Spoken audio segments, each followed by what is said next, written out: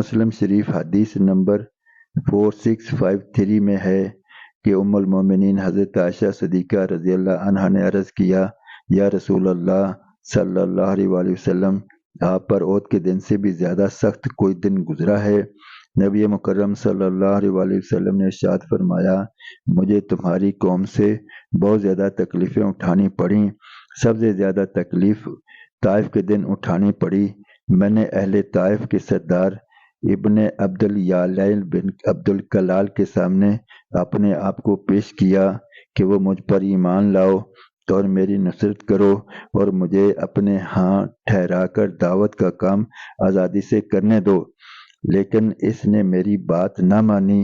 میں طائف سے بہت غمگین اور پریشان ہو کر اپنے راستے پر واپس چل پڑا۔ قرن الثعالب مقام پر پہنچ کر میرے اس غم اور پریشانی میں کچھ کمی آئی تو میں نے اپنا سر اٹھایا تو دیکھا کہ ایک بادل کا ٹکڑا مجھ پر سائے کیے ہوئے ہے۔ میں نے غور سے دیکھا تو اس میں حضرت جبرائیل علیہ السلام تھے۔ انہوں نے مجھے پکارا اور عرض کیا، حق تعالی جل شانہ نے آپ کی قوم کی وہ گفتگو جو آپ سے ہوئی سنی اور ان کے جوابات سنے، اور پہاڑوں پر متعین فرشتہ کو آپ کے پاس بھیجا ہے کہ آپ ان کفار کے بارے میں جو چاہیں اسے حکم دیں۔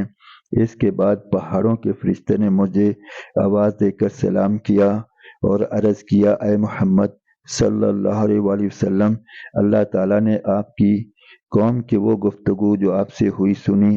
میں پہاڑوں کا فرشتہ ہوں، مجھے آپ کے رب نے آپ کے پاس اس لیے بھیجا ہے کہ آپ مجھے جو چاہیں حکم فرمائیں۔